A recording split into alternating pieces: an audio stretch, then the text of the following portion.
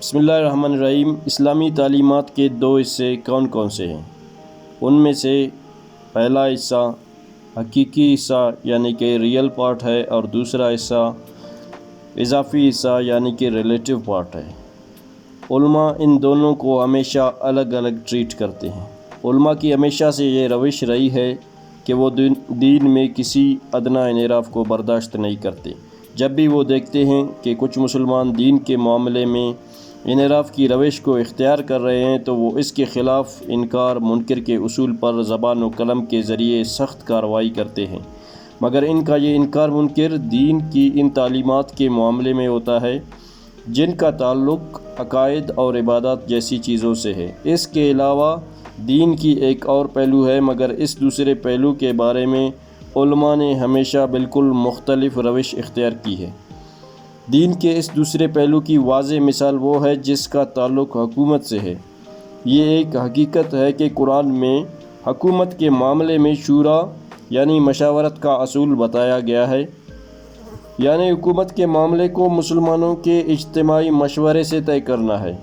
یہ حکم واضح طور پر خاندانی حکومت یعنی ڈائنسٹی گورنمنٹ کے خلاف ہے، مگر تاریخ بتاتی ہے کہ خلافت راشدہ کے بعد حکومت کے ادارے کو خاندانی ادارے کی حیثیت دے دی گئی۔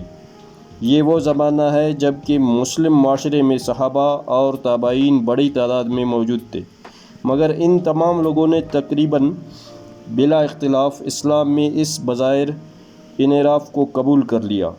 اس لیے خاندانی حکومت کا یہی طریقہ عملاً رائج ہو گیا۔ بنو امیہ اور بنو عباس کے ادوار سے لے کر مغل سلطنت اور ترکی کی عثمانی خلافت تک بلا انقطاع ہر جگہ یہی طریقہ رائج رہا۔ بات صرف اتنی ہی نہیں بلکہ بعد کے زمانے میں اس میں مزید اضافہ ہوا۔ تمام علماء نے اس پر اجماع کر لیا کہ قائم شدہ حکومت کو تسلیم کیا جائے گا، اس کے خلاف خروج حرام ہوگا۔ اس معاملے کی وضاحت امام نووی کی شرح صحیح مسلم میں موجود ہے۔ یہ کوئی سادہ یا اتفاقی بات نہیں ہے، یہ دراصل اسلام کے ایک اہم اصول پر مبنی ہے۔ وہ یہ کہ اسلام کے تعلیمات کے دو مختلف حصے ہیں۔ ایک حصے کو اسلام کا حقیقی حصہ یعنی ریئل پارٹ کہا جاتا ہے، اور دوسرے حصے کو اسلام کا اضافی حصہ یعنی ریلیٹیو پارٹ کہا جا سکتا ہے۔ عقائد اور عبادات جیسی تعلیم کا تعلق اسلام کے حقیقی حصے سے ہے، اور حکومت یا حکومتی نظام کا تعلق اسلام کے اضافی حصے سے ہے۔ Thanks for watching.